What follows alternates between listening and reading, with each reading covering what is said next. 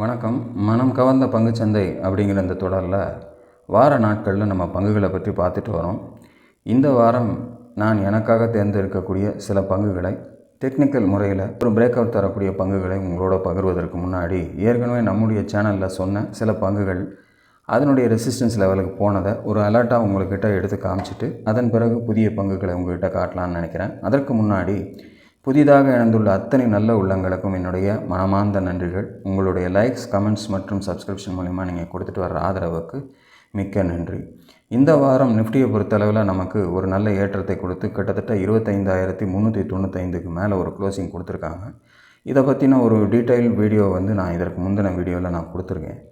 So ஒரு நல்ல ஒரு தொடர்ந்து ஒரு 3 வாரங்களாக ஒரு ஏற்றத்தை வார அடிப்படையில் பார்க்கும்போது நல்ல ஒரு ஏற்றத்தை கொடுத்துட்டு வருது.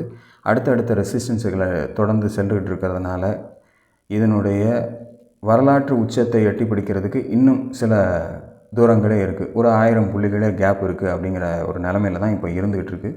அந்த வகையில் ரெசிஸ்டன்ஸை டச் பண்ணியிருக்கக்கூடிய சில ஸ்டாக்ஸுகளை மட்டும் முதல்ல பார்த்துட்டு அதுக்கப்புறம் புதிய பங்குகளை நோக்கி போகலாம். அதில் எல்என்டி ஃபைனான்ஸ் முதல் ஸ்டாக்கு $246.70 க்ளோசிங் கொடுத்துருக்காங்க. $250.80 அப்படிங்கிற லெவல் வரைக்கும் இந்த வாரத்தினுடைய உச்சம். நம்ம அடுத்த லெவலாக சொல்லியிருக்கிறது 255. ஸோ இன்னும் ஹோல்ட் பண்ணிக்கிட்டு இருக்கீங்கன்னா அந்த 55 கிட்ட வரும்போது ரொம்பவும் கவனமாக இருக்கணும். அதை தாண்டி உடச்சி க்ளோசிங் கொடுத்தாங்கன்னா இன்னும் கொஞ்சம் கேப்பு பெருசாகவே இருக்குது. 292ங்கிற லெவலுக்கு போகிறதுக்கான வாய்ப்புகள் இருக்குது.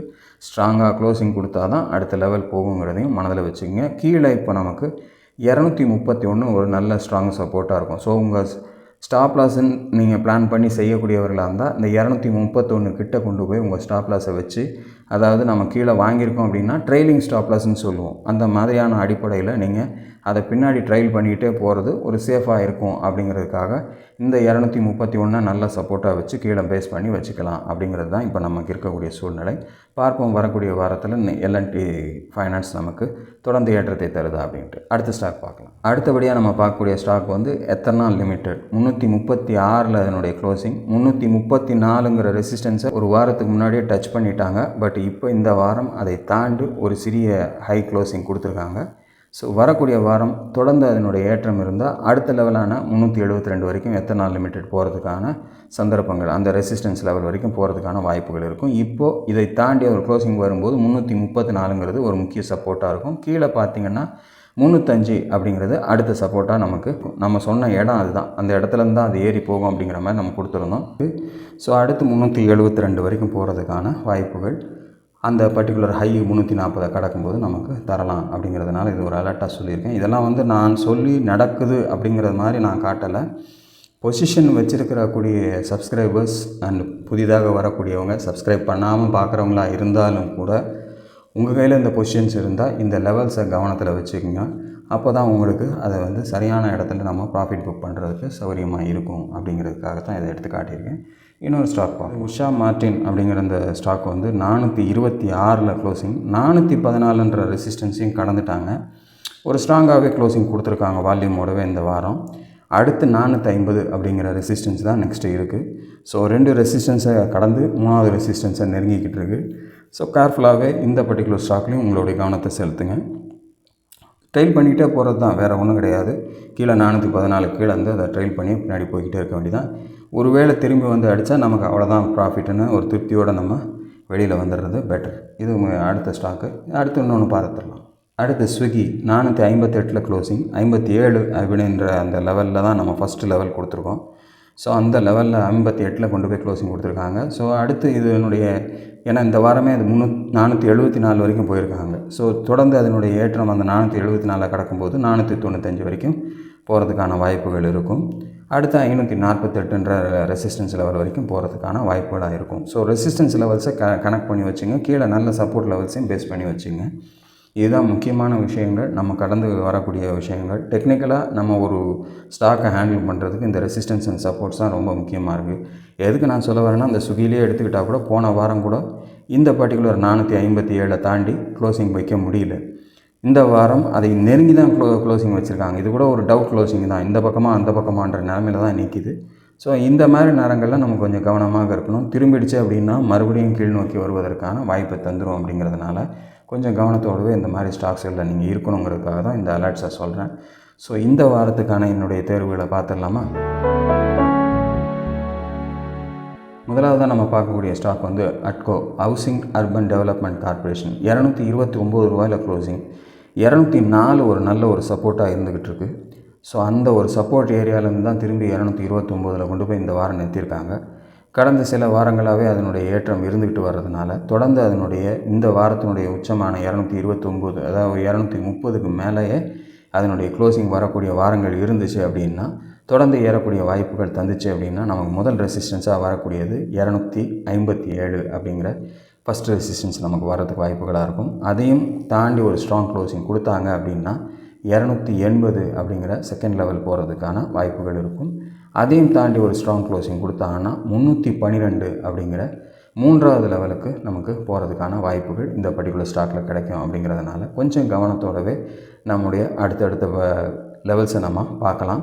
கீழே வந்து 204 ஒரு நல்ல சப்போர்ட்டாக வச்சுக்கிட்டு அதற்கு கீழே போகாத வரைக்கும் இந்த வாய்ப்புகள் நமக்கு கிடைக்குங்கிற நம்பிக்கையோடு இதில் முயற்சி செய்யலாம் அப்படிங்கிற நிலைமையில் தான் இதை நான் எடுத்து வச்சுருக்கேன். ஸோ நீங்களும் ஆராய்ந்து பார்த்து இந்த பர்டிகுலர் ஸ்டாக்கில் உங்களுடைய முதலீட்டை கொண்டு போங்க. அடுத்த ஸ்டாக் பார்க்கலாம். இரண்டாவதாக நம்ம பார்க்கக்கூடிய ஸ்டாக் வந்து சமன் கேபிட்டல். இந்த சமன் கேபிட்டல் அப்படிங்கிறது வந்து 143 ரூபாயில் க்ளோசிங். 147 ஒரு சின்ன தடை இருந்துக்கிட்டே இருந்து அந்த இடத்துலேருந்து தான் இது கீழே இறங்கி வந்துட்டுருக்கு. ஸோ இந்த 145, 49 காசுன்றது இந்த வாரத்தினுடைய உச்சம். ஒருவேளை இந்த 147க்கு மேலே வரக்கூடிய வாரம், ஏன்னா இந்த வாரம் நல்ல வால்யூமோடு தான் ஏறி மேலே வந்திருக்கு, தொடர்ந்து அந்த வால்யூம் மெயின்டைன் ஆகி மேலே போச்சு அப்படின்னா நமக்கு அந்த 147 தாண்டி க்ளோசிங் கொடுத்தாங்க அப்படின்னா 167 அப்படிங்கிறது அடுத்த லெவலாக இருக்கும். அதையும் தாண்டி ஒரு ஸ்ட்ராங் க்ளோசிங் கொடுத்து மேலே போச்சு அப்படின்னா 186ங்கிறது இரண்டாவது லெவலாக இருக்கும். அதையும் தாண்டி ஸ்ட்ராங் க்ளோசிங் கொடுத்தாங்க அப்படின்னா 209ங்கிற மூன்றாவது லெவல் வரைக்கும் அது போகிறதுக்கான வாய்ப்புகள் இருக்கும். அப்படிங்கிறதுக்காக நான் இதை எடுத்திருக்கேன். ஸோ ரெசிஸ்டன்ஸ் சப்போர்ட் லெவல்லாம் நீங்கள் எப்படி எடுக்கிறீங்கன்னு போன வாரம் ஒரு நண்பர் கேட்டிருந்தார். ஜஸ்ட் நீங்கள் ரொம்ப பெரிய கஷ்டப்பட்டுலாம் நம்ம தேர்ந்தெடுக்க வேண்டியதில்லை.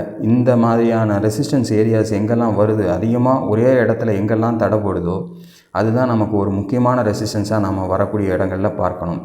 குறிப்பாக பார்த்தீங்கன்னா இப்போ நான் 147ன்னு சொன்னேன். இதற்கு முன்னாடி எந்த இடத்துல பெருசாக தடைப்பட்டு திரும்பியிருக்கு அப்படின்னா 147 தான்.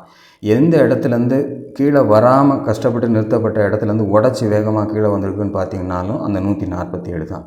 ஸோ இப்போ இந்த 147 கடக்கும்போது அடுத்தபடியாக ரெசிஸ்ட் ஆகிறது 167 அப்படின்னு சொல்கிறேன்னா அந்த 167ம் பார்த்திங்கன்னா அதிகமாக தடைப்பட்டு நிறுத்தப்படக்கூடிய இடங்களாக இருக்கும். நான் ரவுண்ட் பண்ணி காட்டுற இடங்கள்லாம் உங்களுக்கு வந்து அந்த பர்டிகுலர் பிளேசஸாக இருக்கும். நீங்கள் அதை வச்சு ஜஸ்ட் நீங்கள் ஒரு ஹாரிசான்டல் லைனை போட்டு வரைஞ்சி வச்சு கூட உங்கள் சப்போர்ட் ரெசிஸ்டன்ஸை நீங்களே தேர்ந்தெடுத்து கூட செய்யலாம். நாங்கள் சொல்லக்கூடிய விஷயத்தை இப்படி தான் சிம்பிளாக உங்களுக்கு சொல்லி கொடுத்துட்ருக்கோம். அதே முறையில் தான் அந்த பர்டிகுலர் ஸ்டாக்ஸும் கையாண்டுக்கிட்டு மேலே போய்கிட்டு இருக்கு. ரொம்ப ஸ்ட்ராங் டெக்னிக்ஸ் எல்லாம் நம்ம யூஸ் பண்ணி நம்ம பார்த்து நம்ம மண்டையை குழப்பிக்காமல் சின்ன சின்ன சிம்பிள் டெக்னிக்ஸ்லேயே இந்த பர்டிகுலர் ஸ்டாக்ஸில் நம்ம முதலீடு செஞ்சு லாபத்தை பார்க்குறதுக்கு வசதியாக செய்யலாம். அப்படிங்கிறதுக்காக தான் அவருடைய கேள்விக்கான பதிலாகவும் இதை நான் சேர்த்து சொல்கிறேன். ஸோ 167, 186, 209 அப்படிங்கிறது அடுத்தடுத்த லெவல்ஸாக சமன் கேபிட்டல்ஸில் உங்களுக்கு இருக்கும். அப்படிங்கிறத மனதில் வச்சுக்கோங்க. அடுத்த ஸ்டாக் பார்க்கலாம். மூன்றாவதாக நம்ம பார்க்கக்கூடிய ஸ்டாக் வந்து NMDC ஸ்டீல். 46 ரூபா 92 காசில் முடிச்சிருக்காங்க.